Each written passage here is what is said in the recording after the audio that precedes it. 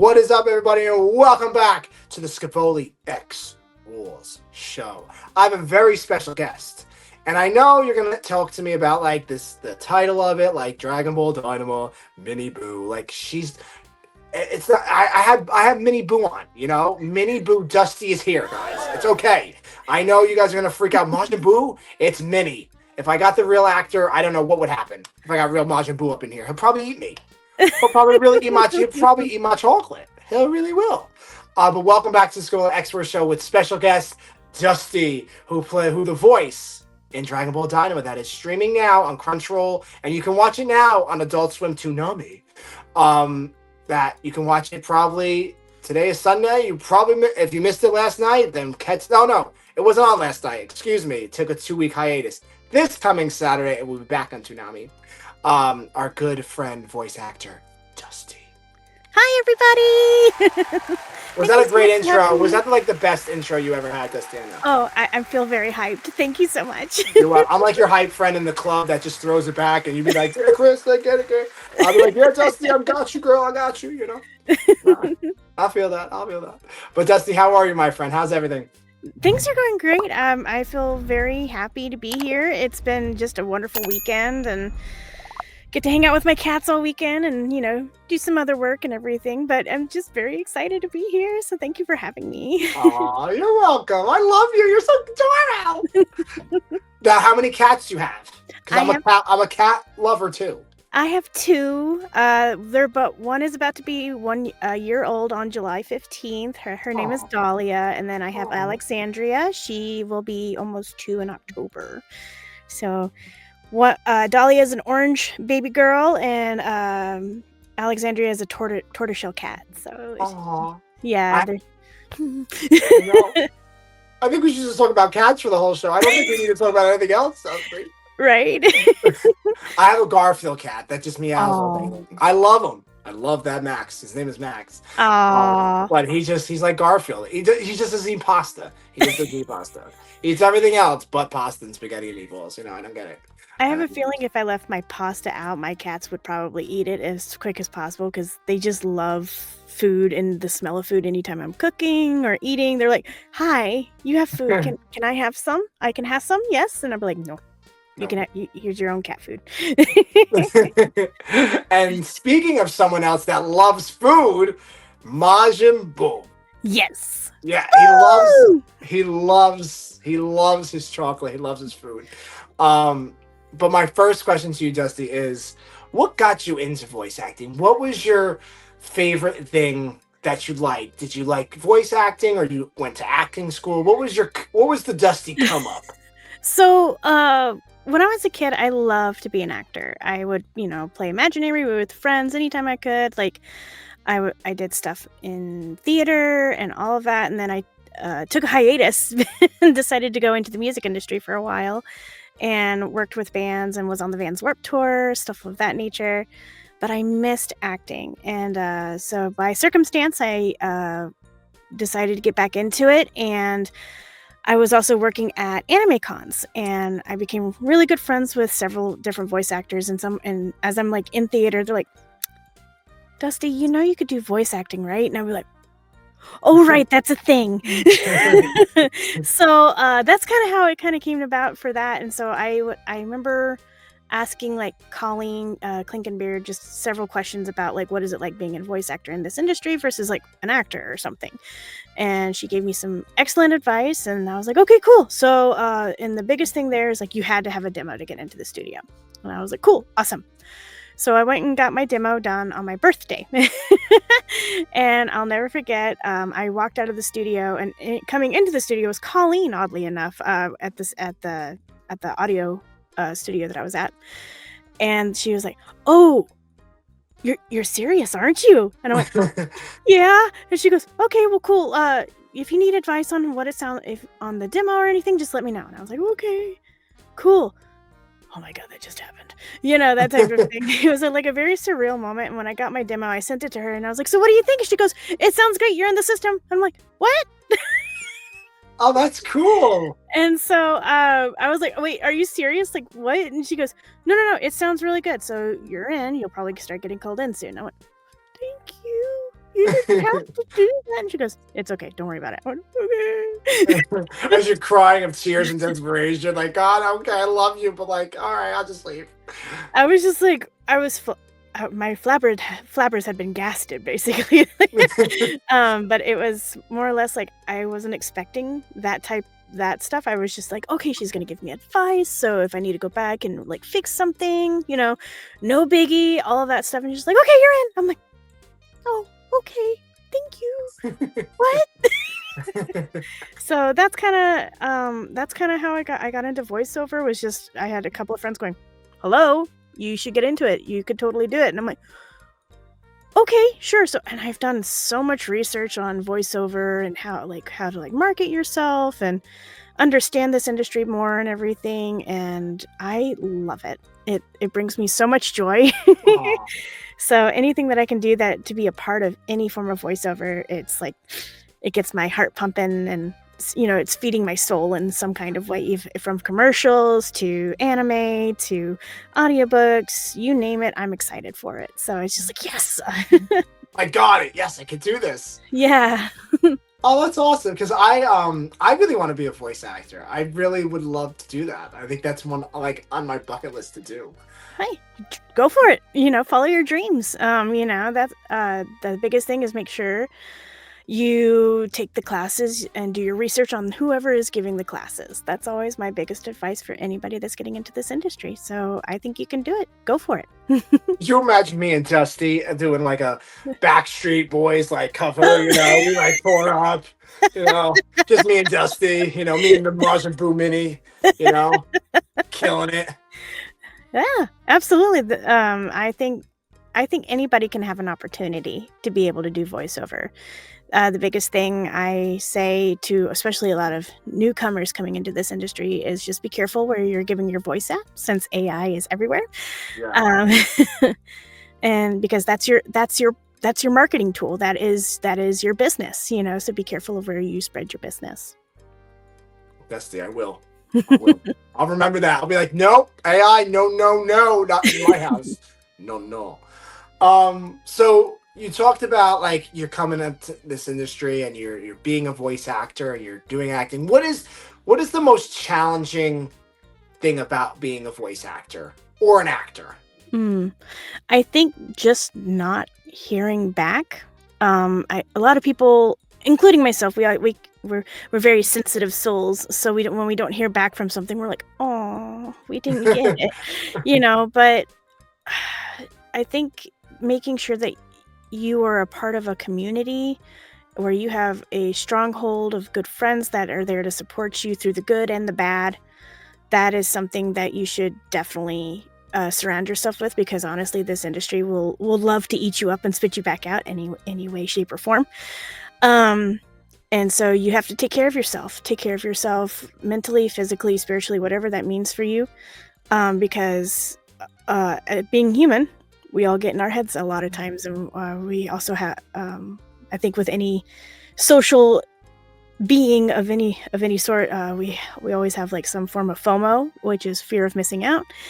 But don't worry, because your time will come, whatever that journey is.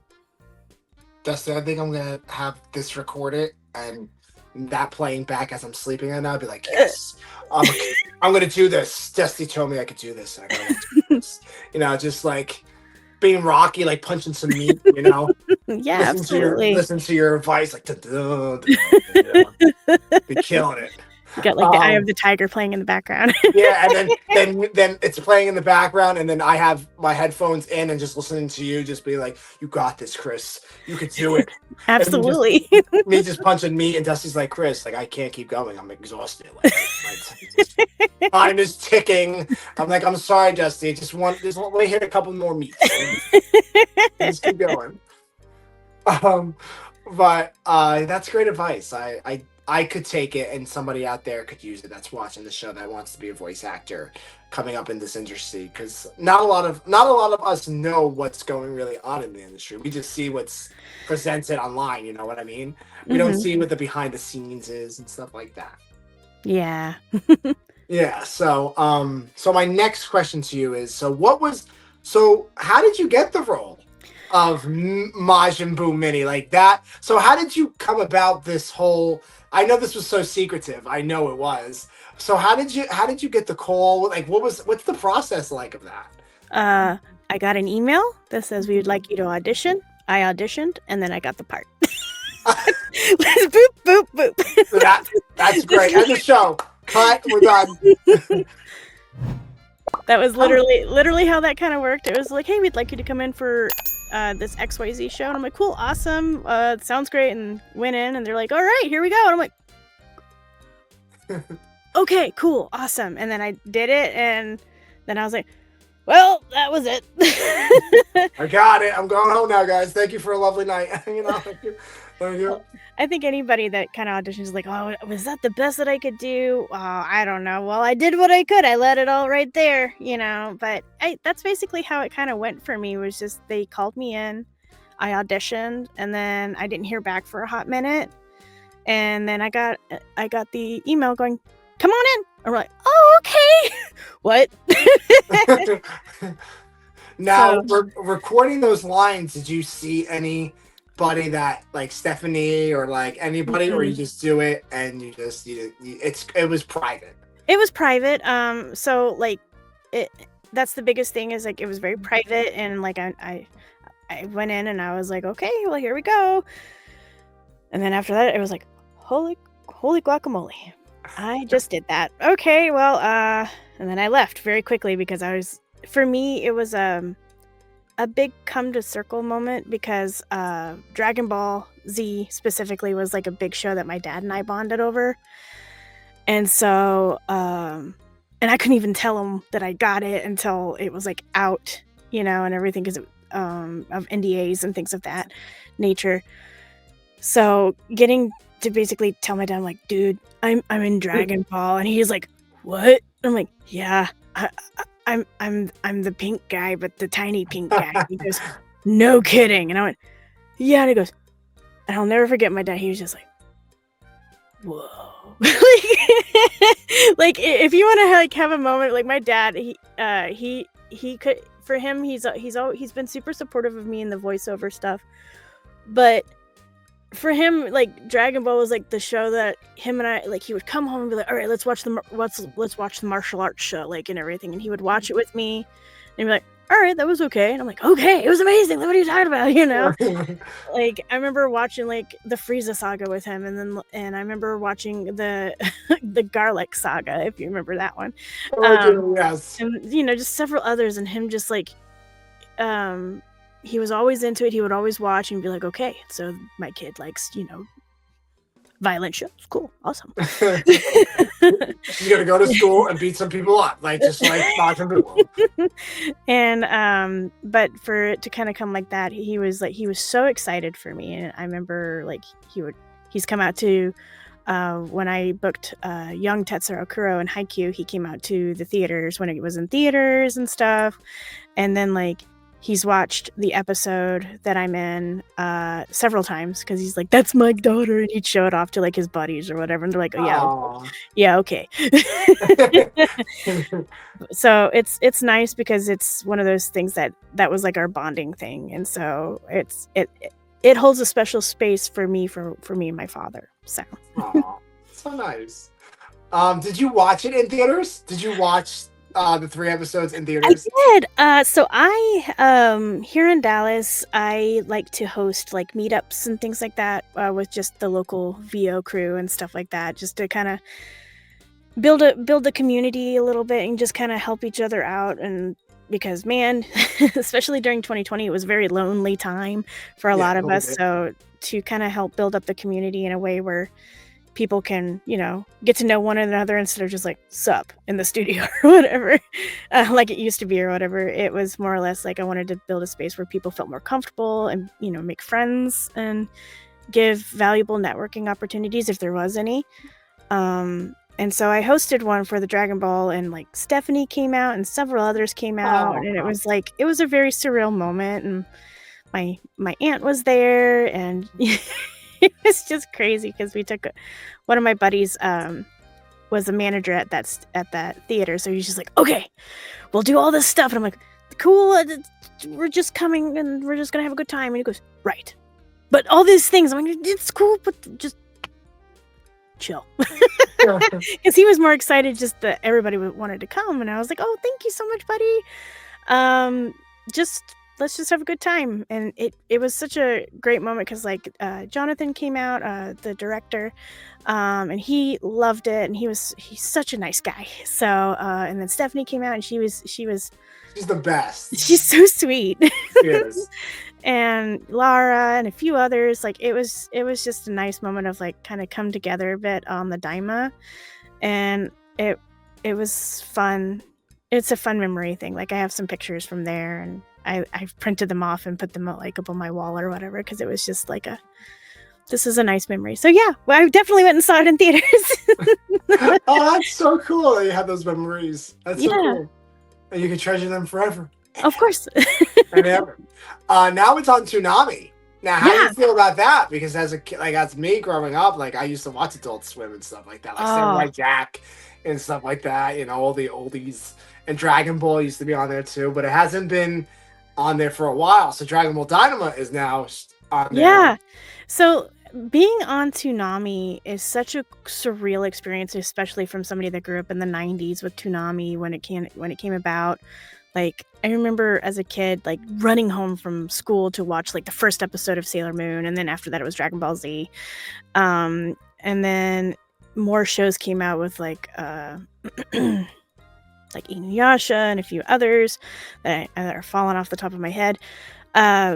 But I just remember just being immersed in this anime world that I was like, wow, this is like what animation is supposed to be. This is what cartoons are supposed to be. Like, tell a story. I mean, granted, everybody loves, the old school animations for, American animation. It's great, and I love it, and I respect it. Like, Futurama is like one of my favorite TV.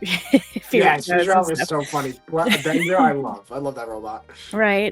Billy West did such an amazing job as Fry and a few others and everything. So it's just fun to kind of see. It opened my eyes to more of the world in that aspect as well. Because I was like, oh, Japan, where is that? As a kid. And then you're like, oh, it's this island. And then you just start learning more, like with the Gundam and Outlast Star, if you remember that. And, several others. It was just crazy. But now, what really hit me was, oh gosh, it was several years ago. Because I love that Daima is on Toonami. Fire Force was on Toonami. And I remember... I was at a con, and I remember like being in the hotel room, and I turned it on to Toonami, and like I got to hear my voice on an episode, and I was like, oh, I'm on Toonami. Holy guacamole, dudes. Like I was with a bunch of my friends, who were like, yay, and I'm like, you're like dying, you're like dying. We gotta call an ambulance for you, and your friends are like, yes, and you're like, oh god, they're dying. I was crying. It was like such an emotional moment because you hold those things near and dear to your heart, because you don't know how much like TV shows like can make an impact on you until like you're like older, and it goes, oh, hey, by the way, there's your voice. And even though it was a small bit part or whatever, I still like, yeah, mind blown. Yeah, like even like I thought, like we talked about before the show, I wanted Majin Buu to have a bigger part in Daima. I really love little Majin Buu mini. He was just so cute. It's so cute to see them. Like I told you, it was so cute to see them all mini. It was a great idea. And I hope there's a season 2. I really hope we get a season 2, and I want the minis to come back. I love the minis. I think. Now, spoiler alert, guys, we're about to talk about the show, so if you haven't watched the show, scurry on out of here and go watch Dragon Ball Daima on Crunchyroll. It is not on Netflix. Only the sub version is on Netflix. Hulu, I think, is only the sub version too. I do not know. Dusty didn't know. Stefan doesn't know. Kristen doesn't know. Like, no one knows when it will be on Netflix. So in the comments, like I know you guys like to ask, like, oh, is it coming on Netflix? Is it coming on Hulu? Is it coming on this? For so far that we know of, it is on Toonami every week. It took a break this past week, like yesterday. It will be back on this Sunday, and it will go forward from probably all the other episodes, probably going forward on Tsunami. But you can watch the whole season now, dub version and sub version. But if you want to hear Dusty as little mini Majin Buu and all the rest of the minis, go to Crunchyroll right now and watch it. Yes, go watch it. So Dusty, so Majin Buu, Mm-hmm. like as you watching him growing up, because you're like, oh, what did you think of Majin Buu? Like, what was your like? I thought he was like the cutest little pink thing ever, you know, Right. like, lovable, you know, and then he's just so major powerful. So I remember Boo because I remember like that was like such a new big villain after the Cell Saga, and I was like, who is this pink blob character? He's adorable, but then he was like a villain and he was chaotic and he like turned things into food, and I was just like, this is interesting. I never would have thought like of an alien doing that or anything like that, and it was just so imaginative. And Josh Martin, he just blew it out of the water with just going from Big Boo to Kid Boo to Villain Boo and all of that. I was just like, oh, wow, like what a villain to kind of come into. And he changed Vegeta with Majin and everything with Babidi and all that stuff. That was a saga where I was just like, what's gonna happen next? Like it was almost like a book you didn't want to put down, but there was not a book that wasn't out for you to read at that point. So you're like, I have to wait like several weeks. What are you talking about? Like I need to know what's going on, because back then, like episodes didn't come out for like a while or whatever compared to what it is now. And Boo, he was just so cute and adorable, and getting to be able to just impart what Josh Martin did for Boo was like such a sweet moment. Just because I think he's adorable and so childlike, and just he loves food, and I'm like, you know what? I vibe with this kid. I love food too. I need this. We would be best friends. You know what? Yes, absolutely, 100%. And so getting to play him just holds a special place in my heart, because it again, from my dad to like what it is now. And I remember going up to Josh after it kind of came out, and I had a little Funko Pop of Boo, and I was like, can you sign this? And he goes, so you're the new Boo? And I went, and he goes, all right, give it to me. And I went, Boo! And he goes, perfect. I was like, that's so cool. He approves. Oh. Me and him are best friends now. I don't know how to handle this, guys. Repeat, I don't know how to handle this. It was so sweet, and I was so excited to like really get to meet Josh and get to hear a little bit about him and his story with Boo. So yeah, I love Boo. I know, I love Boo. I love Majin Buu. I think he's one of my favorite Dragon Ball villains. Like he's one of them, but he's not a villain no more. He turned good. They turned him. He turned good. He turned into a good boy, which I really like, because he was really powerful. When he gets angry, like it's like you better watch out. Like you better wait. Like I feel like if he battles Goma, like just imagine that fight. Like just imagine that. Like he would get so angry because they're hurting his friends, and he always hated that. Don't hurt my friends, especially like Mr. Sainton. Like he would always protect him. So like I think him and Goma would have a pretty good fight, I feel like. I think so. If Boo wanted to fight and was ready to fight again, I think he totally could have a pretty good fight with Goma. I would have loved to have seen Boo with Ku and Do and everything as well, to see like how they all kind of interacted as well. But it's all it didn't happen. That's okay. Well, we pray for season 2. We pray for season 2. We pray. But yeah, Dragon Ball Daima. So guys, for people that don't know, Dragon Ball Daima has won an award. I forgot the award's name. Maybe Dusty, you would know that. Well, I know I currently know it's up for an award for the Kids' Choice Award at Nickelodeon, and then it won the something starts with an A. Astra? Yeah, Astra Awards. There you go. Yeah. Astra I was Awards. like, oh, what award was it? Yes, it did. It won an award. So we did win that. We lost Nickelodeon to SpongeBob, of course. Well, it's SpongeBob, though. You gotta give SpongeBob his cred. Yeah. Like I said, like everybody was like, oh, everybody hating in the comments. I'm like, guys, it's SpongeBob. Like that is like the fashion icon right there. Yeah. Like he's awesome. But yeah, Dragon Ball Daima is up for so many awards. It's so awesome because we haven't seen that since like back like years since probably I've never been alive. But it's just an honor to have them be like even thought of. Like yeah, like, absolutely. It's crazy. It's so good. I'm so glad for you guys. You all did a phenomenal job on the show. You all did. Thank you. I love it. I love watching it. I love watching all the fights, this new story. I love the minis. The minis, like you can see on my page, guys. The minis are like everything to me because you don't really. It's something so unique that I feel like with TV today and with shows today, we don't get that. Right. Like we don't get like a mini Anakin Skywalker from Star Wars. We would love that. Don't get me wrong, a little mini Skywalker. We do, but we get him like maybe in an episode of the Phantom Menace. That's it. We don't get his whole like him like in from like the Clone Wars, and then he turns mini. Like how would he react? You know what I mean? But like just to see the minis, Stephanie back, the GOAT, the legend. Paul coming in and killing it with mini Vegeta, Nassim.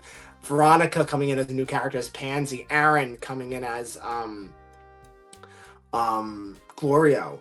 Like I love Glorio. Glorio is like probably so secretive in so many ways, like he's so suspicious. Like he's just so suspicious. Like it's like what are you up to, man? Like I had my worries about Glorio, but then Glorio saw the light. He saw Gloria at the end, he saw Gloria at the end. And the rest was history. But so Dusty, so what was your like favorite character in Daima? Not just I know it's gonna say Majin Buu because you played him. But like what is like watching the show as a fan? Who would be your favorite character in Daima? Let me tell you mine. The ladies' man, Ibis. Ibis? I love Ibis. I love that. So I love Bulma. Oh, I love Taylor. I love Bulma, and I love how she acted with Vegeta and stuff like that. I just love their story so much. So getting to see like what Bulma would do as a mini was adorable, and then how her and Vegeta's relationship was even as a mini was still like so cute. So I'm a big fan of Bulma. I think Monica Rial and Taylor have done a great job as Bulma and everything. So it's been great. So that's actually, she's one of my favorite characters because she's a very smart woman. She knows what she wants and she goes for it. She does, and she uses Dragon Balls to age a year younger every time. But like as a fighter, I've always been a big fan of Vegeta just because he's just the antagonist.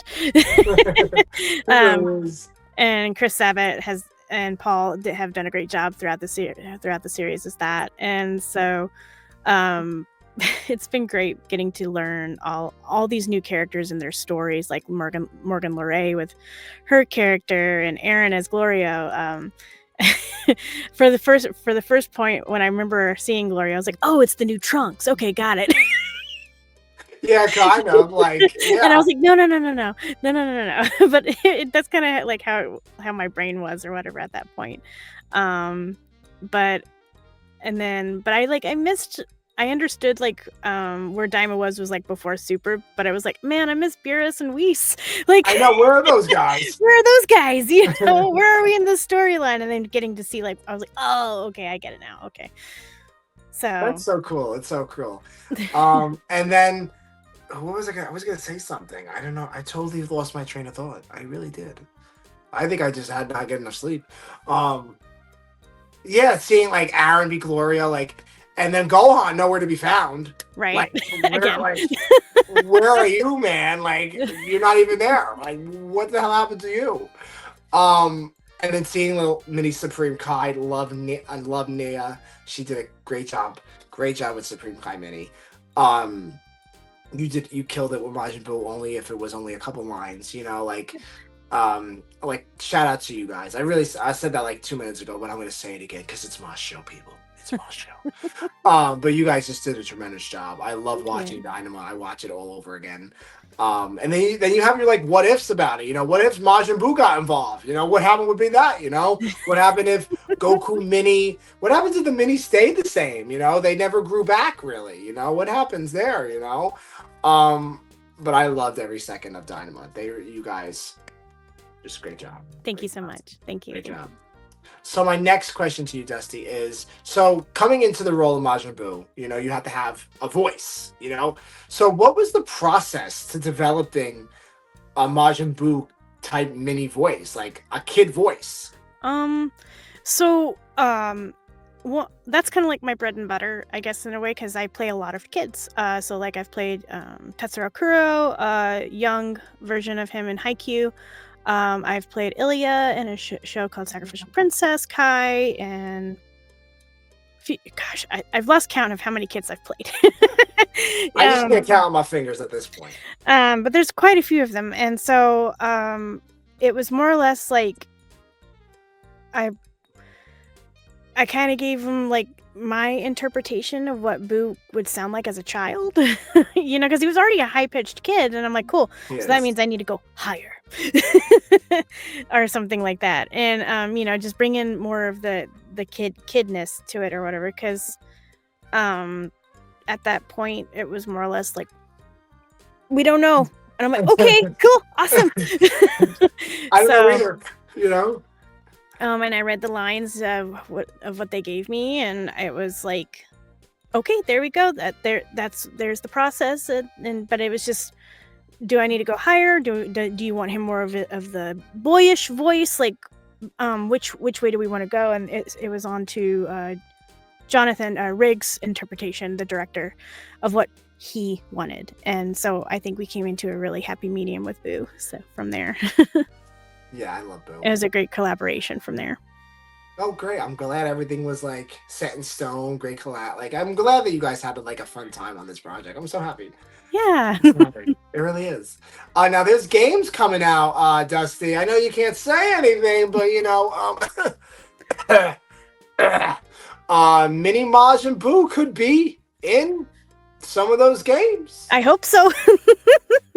Just so you know. I hope so. I love the games. I mean, I got into Dragon Ball games like before Kakarot. It was like Budokai and all that stuff back then, on the PlayStation.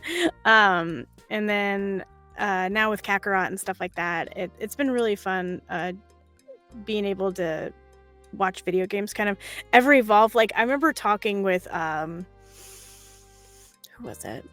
Eric Vale? Yes, Eric. And I remember it was like, so how do you feel about doing video games? And he goes, dude, having to play the same story over and over, it's fun. It's so much fun. But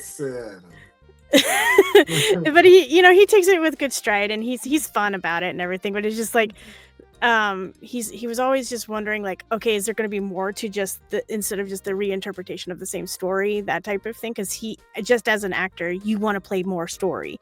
We are storytellers, and so we want to be able to tell more of the story, whatever that is. And so I know it's Toei has done a great job just telling a phenomenal story, and just being able to give the story in different platforms has been a excellent avenue for everybody, because that's how like people are so into anime now, like it's super mainstream and everything, so from video games to TV to DVDs, you name it, whatever it's on, it's always just been a great avenue for everybody to kind of bond over. I mean, take a look at Michael B. Jordan, where he kind of like outfitted his armor in Black Panther based off of Vegeta and stuff like that. And just little bits of, and watching like football, and they're like powering up like like a Super Saiyan and everything. Like, look at you guys are just a bunch of nerds, and I love it. I'm here for it.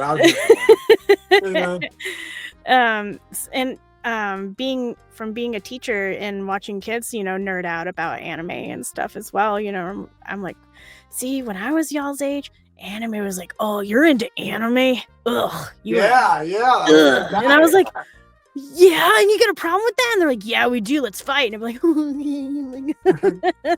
But you know what? Lucky they know they were fighting Majin Buu Mini.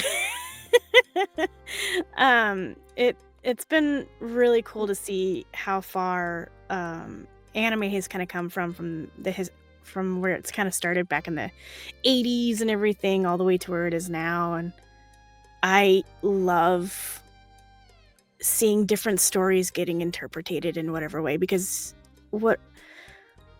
whatever artists and storytellers are out there, like it makes me excited to even just give a voice to whatever that story is, and it keeps me on my toes, like I always feel like I'm ever learning, okay, how can I do this better, or how can I do that, and how can I make this story seem better, and all this other stuff, or how can I with my character, like what would my character do, or what would I do in this situation, how would my character take it. And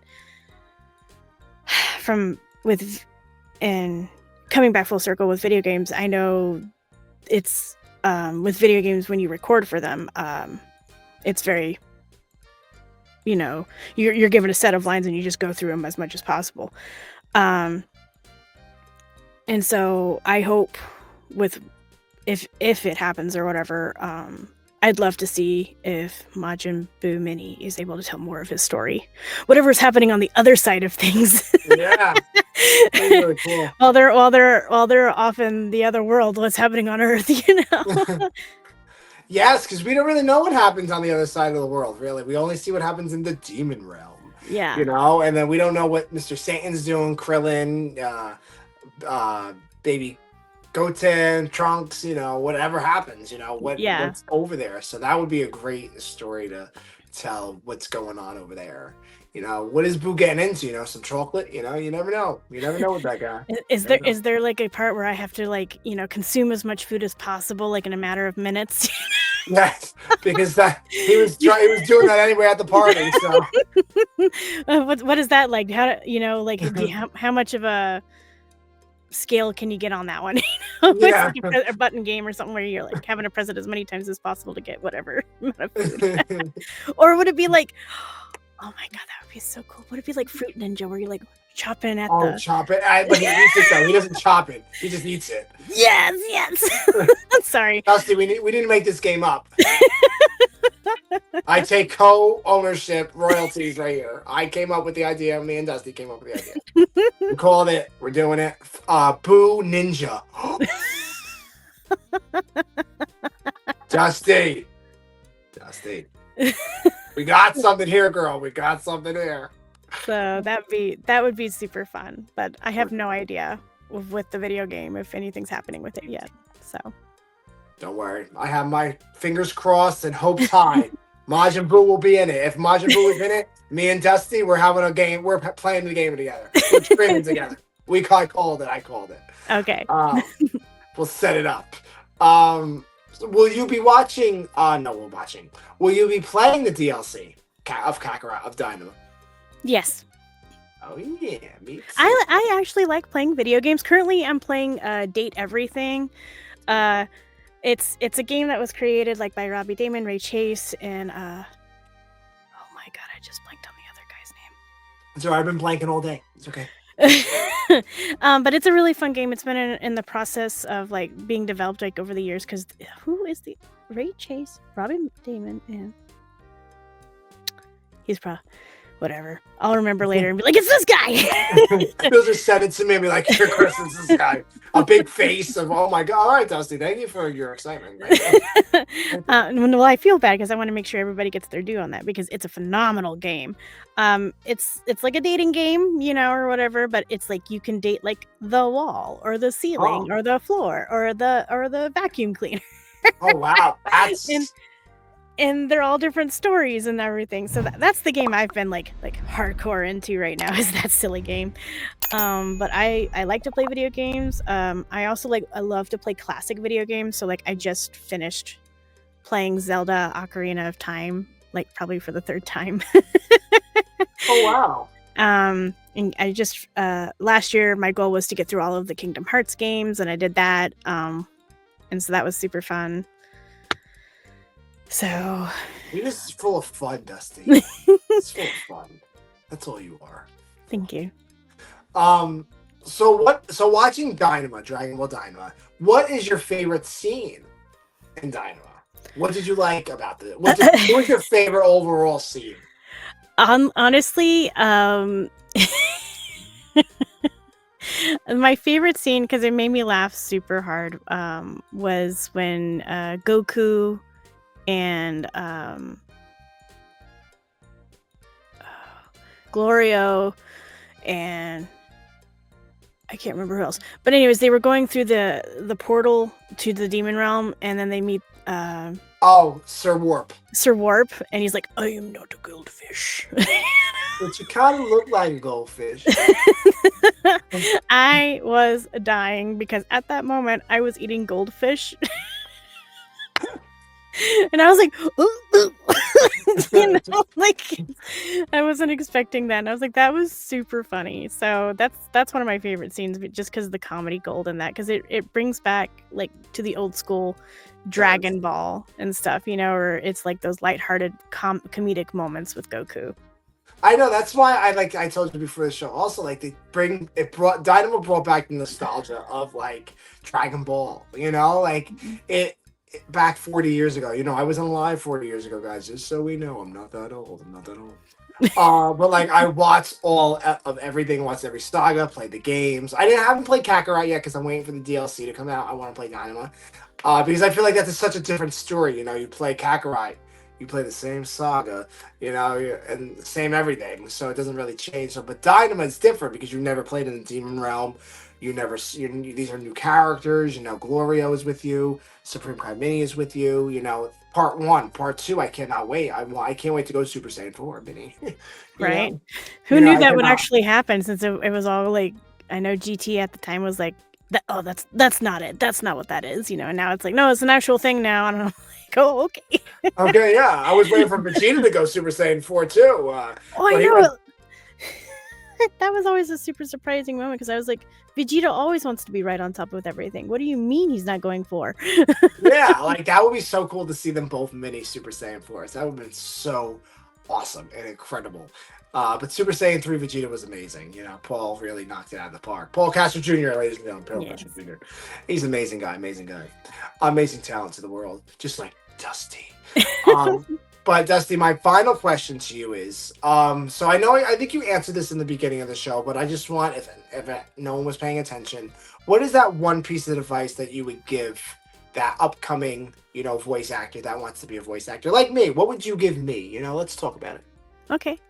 I highly recommend researching who you're taking classes from. Are they who they say they are? And like, what do other people think of taking classes with them? Depending on where you are starting in your journey, learn how to be the acting basics first, before going straight into voiceover. Because I always feel like it's good to build your foundation before moving into the next part. So that would be my first big suggestion there. But then always do your research, know and understand your business. What is your business and what are you trying to sell? Because of course, as any voice actor, we're selling our voice, so we have to understand our business and how do you sell your voice? Because that's also a big thing there. And so take your time with it, do your research, develop your brand, whatever that brand may be, but also understanding your voice.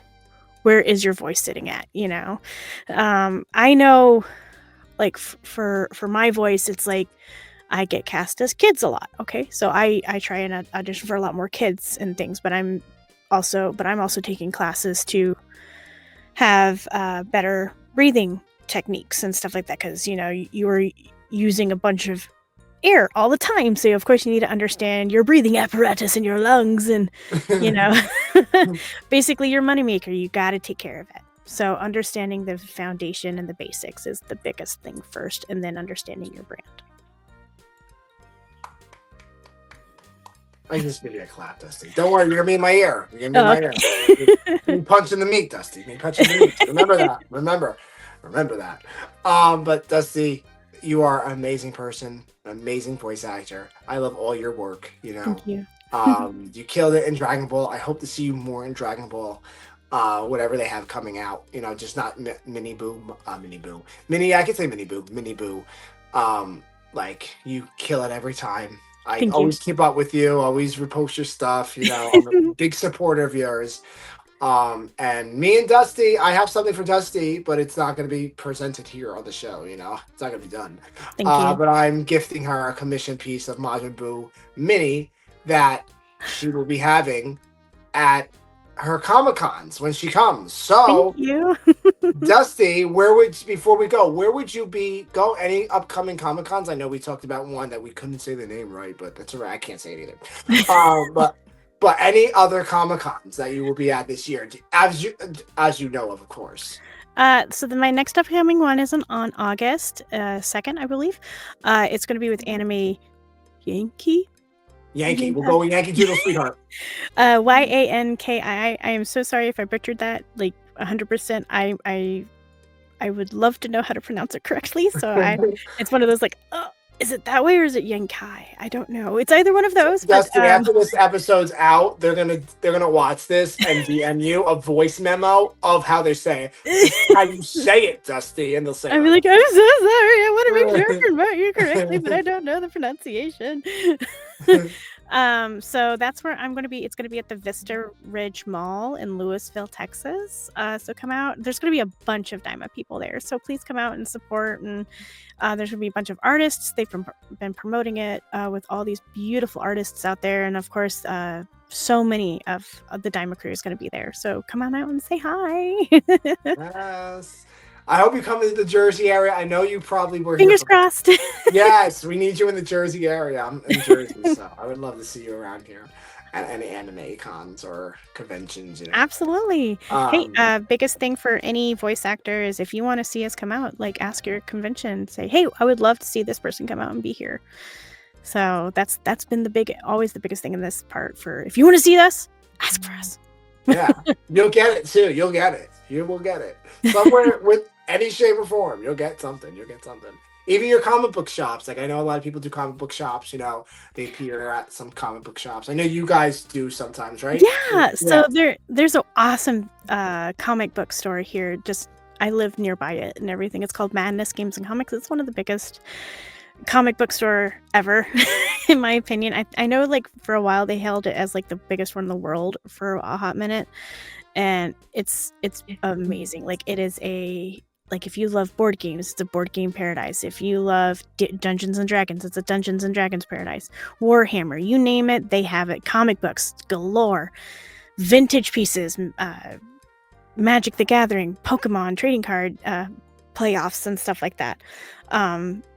It is a cool store, and I just recently did a signing there, and they are some of the nicest and humblest people I've ever met, and I love them. So I'm like, anytime you let me know and I will happily come out because I love just being here. I gotta call some of my comic book stores that I know so you can come, so you can join us. And I'll be there with you, Dusty, signing autographs. We'll be like, oh, you want my autograph too? I don't know who I am, but I'll sign it, thanks. And Dusty will be like, Chris, what are you doing? Shut up, Dusty, this is my time to roll. Majin Buu, all right, Majin Buu Mini, all right, I'm here. Got you. But Dusty, thank you so much for coming on the Scevoli Expert shows and talking to me and being just a cool beaner, a beaner. And you're just amazing. And I can't wait to see what happens next for you. I will be following along. Where can everybody find you on the social medias? So you can find me anywhere from Twitter, Insta, TikTok, Blue Sky, whatever else is out there. Whatever new social media streaming platform there is, it's at Dusty Feeney, DUSTY FEENEY. And I will put all the links in the bio to follow her website and stuff like that. I will be putting it all in the link so you guys can go support her, follow her, be her biggest fan, but you can't be bigger than me. You can't be bigger than me. Remember that, people. But thank you, Dusty, again. So I want to ask you one more thing before we leave. I want Majin Buu Mini to close out the Scevoli Expert show. If you could do that. If you can, then I understand. I'll close it out. But I want you to say anything, anything you want as Majin Buu Mini. Thank you guys for joining the Scevoli Expert show. Be sure to subscribe down below to the YouTube channel, the Scevoli Expert show. And Majin Buu Mini, take it away. Boo! Scevoli! Yay! Fun times! I love that. I might go die now happy. Now. But thank you, Dusty. Thank you, guys. And may the Force be with you guys always. Bye! Bye!